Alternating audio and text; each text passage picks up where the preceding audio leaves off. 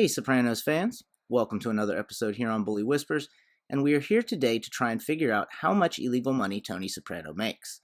Now, this is an episode that has been requested many times in comment sections, and I thought it was a great idea, so I've kept it in the back of my head trying to figure out how to go about it. Obviously, due to the nature of Tony's business, he has to be very secretive about everything because he never knows who may be watching or what methods they may use. Log off. That cookie shit makes me nervous. Only two words came up: Asians and cream pies. So, figuring out exactly what he makes would be impossible, and given how often he is taking envelopes and giving them out, I wouldn't be surprised if he didn't even know himself. Complicating matters even further, a good percentage of these envelopes, big or small, are one-time or temporary streams of income. Paulie can't be expected to rob a drug money mule every month, bust-outs come to an end, etc. What's the end? The end? It's planned bankruptcy. So, in this episode, we will attempt to determine how much illegal money consistently goes up the ladder to Tony by first establishing a quantifiable figure at the bottom level, and then following it up the chain, where we find out exactly how little the FBI actually knows about the New Jersey mob. This will cause us to take an interesting detour that I wasn't expecting, and have a discussion about the structure and composition of the New Jersey family, which I am very curious to hear your thoughts on. Now, before digging into how much the people on the lower levels kick up, there is one direct-to-Tony illegal endeavor that we may be able to quantify. As previously mentioned, many of Tony's schemes are at best temporary, like the HUD scam, but some things such as gambling are continuous.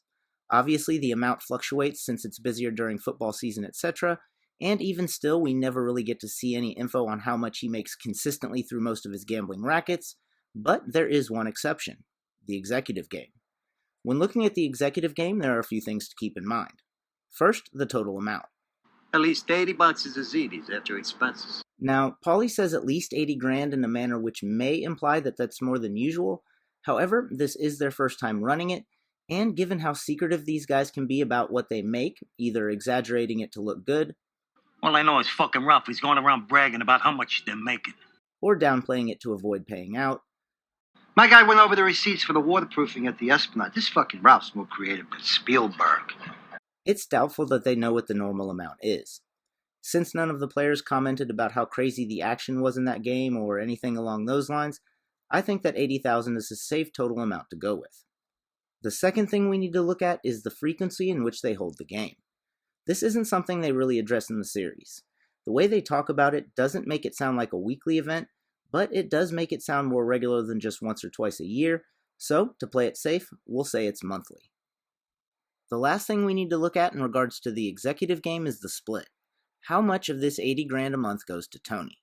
Well, right off the bat, we know that 15%, which would be 12,000 of it, is going to Junior. I don't know, 10%. 20. 15. We now have 68,000 to split up, and there are 4 people there: Tony, Sil, Paulie, and Christopher, who all seem like they're going to get a cut. Now, Tony is a pretty greedy person to begin with, and when you combine that with the facts that his father started the game, his uncle had it after that, and he's the boss, which means no one else would have any sort of claim on the game, it's a very safe assumption to say that Tony will be seeing the lion's share, and probably not by plurality. That being said, we are still figuring conservatively, so we will just assume that he takes exactly half, which would be 40, leaving 28 to be split between the other 3. My guess is that Chris would get next to nothing, but that's a different conversation. When moving on to how much money gets kicked up the mob ladder, Christopher becomes very important due to one conversation with Paulie. There's a 6G minimum every week.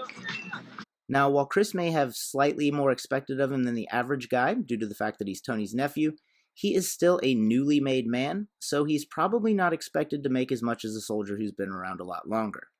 For that reason, I think 6,000 per soldier per week is a solid conservative estimate, although the real number would probably be a bit higher, and this is where we run into the incompetence of the FBI, but before digging into that, I would like to take a second to address the associates. We won't be digging into how much money associates make and kick up for 2 reasons. First, they don't have any weekly minimums that they have to make. They just kick up money score by score, which would make it impossible to calculate, and second, the money they do kick up is accounted for in the money that the made guys kick up. For example, had things gone differently and Brendan Falone, Sean Gismonte, and Matt Bevilacqua lived, they would be kicking up money to Christopher, so their money would be accounted for in Christopher's envelope that he kicks up to Polly.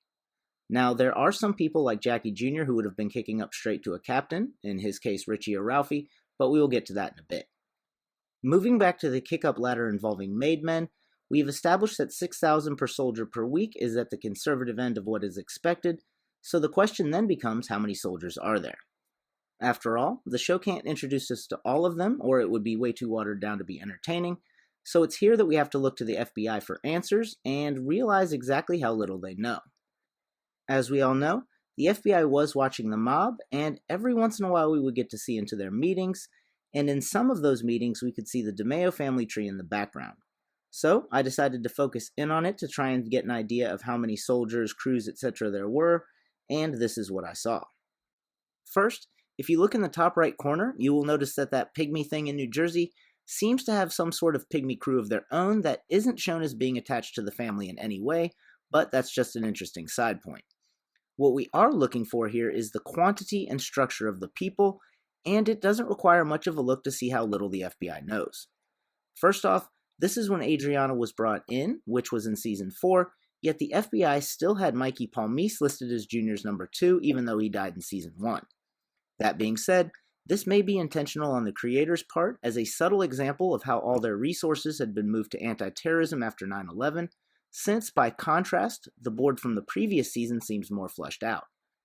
Another thing we noticed from Season 3's board, which becomes important when looking at Season 4's, is that all of those lines of writing that look like names aren't.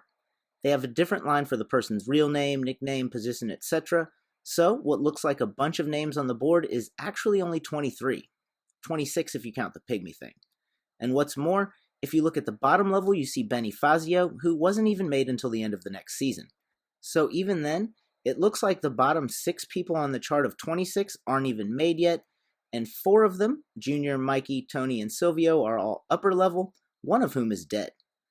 This leaves us with at most 16 made guys to fill out 5, maybe 6 crews if you count the pygmy thing. Even if you count the pygmy thing for the people and not as a crew, you have 16 people, 5 of which would have to be captains, leaving 11 soldiers left. This would mean that there were only about 2 soldiers per captain, and that doesn't make sense. You wouldn't need a capo for only 2 soldiers. Most sources state that capos would have between 10 and 20 soldiers under them, not counting associates, which would make sense if they structured themselves after the Roman legions, since the legions were largely organized in tens. Anyways, assuming the FBI was right about everything other than Mikey Palmise, that would be 11 guys kicking up a total of $66,000 a week to 5 capos, $6,600 of which would go up to Tony, not counting the money the capos made on their own. Assuming the FBI is right about the number of crews but not the number of soldiers, then we are looking at between 50 and 100 guys, and it's probably much closer to 50. Using real life as a reference, Michael Franzese has said multiple times that at its height, the Colombo family had only a little over 100 members, and that's one of the 5 families. It's hard to imagine the Jersey mob coming close to matching those numbers, so, since we're figuring conservatively, we will go with 50 soldiers. With 50 soldiers, that would be $300,000 a week going up to 5 captains, with $30,000 going up to Tony, again, not counting what the capos made on their own. When it comes to the capos, it's safe to assume they also have weekly minimums, although they would probably be much higher. Now, this is not something we see addressed in the show, so it will require some speculation, but I think twice what the minimum is for a soldier would be a reasonable and conservative figure, which would be $12,000 from 5 capos, totaling another $60,000 a week going up to Tony. Of course, not all crews are created equal, and the Aprile crew brings in the most due to construction. $3 million a year from construction this family sees. Of which Tony gets his cut. You got 300 G's of the Esplanade green grass being chauffeured home. However, it's important to note that this was after the Esplanade had started, so that number may be a bit higher than usual. That being said, there's always construction going on in North Jersey, so I'd say $250,000 a year is a good conservative estimate for what he can expect in the long run. So, not counting Siller Hesh and assuming a 50-soldier family, Tony is looking at about $90,000 a week, which would be $4.68 million a year, and when construction is added in, he is making just under $5 million a year at $4.93 million. Assuming the FBI is accurate about the number of soldiers, he is looking at 66,600 a week, which would be funny due to the 666, and would add up to a little over 3.7 million a year including construction. Now when it comes to Hesh and Sill, it's going to be very difficult. The closest we get to hearing about Hesh is that 10% of Junior's money is directly related to his shy business, but directly related to doesn't mean he gets it directly from Hesh. In fact, Hesh was never taxed until Junior did it, and Junior demanded $500,000 for back taxes, but settled for $250,000. $250. What'd I tell you? Hold on to your cock when you negotiate with these desert people. $250. Junior took the $250 you gave him and whacked it up amongst the top 5 guys. So that's where we'll start. Quick side note, that last part about the top 5 guys is why I've been assuming 5 crews and not counting that pygmy thing as a 6th. Anyways, the question then becomes, how many years back does that $250,000 tax cover? Since Hesh goes back to Johnny Boy, who was made in the mid-50s, and this would have been in the late 90s, we will say 45 years to make a conservative yearly amount of just over $5,500, which does seem very low, but again, we are going conservative so that we can assume it's consistent. When it comes to Sill's weekly minimum, just like with the capos, it's never addressed directly, but it's safe to assume it's even higher. Since Sill is so highly respected, and we are figuring conservatively, we won't double the number like we did with the capos. Instead, we'll make it an even $20,000, which would add up to a little over $1 million a year from Sill alone. So, not counting any of Tony's schemes or scores, looking only at what's kicked up the ladder conservatively, I think Tony would be looking at just under $6 million a year before expenses with a 50-soldier family and about $4.75 million with only 11. This relatively small difference in totals threw me off at first, but when you take into account that only 1% of a soldier's already lower income makes it to Tony, the numbers make a bit more sense. Let me know what you think down in the comments. Well, thanks for watching this episode here on Bully Whispers. As always, like, comment, subscribe, and I'll see you at the next score.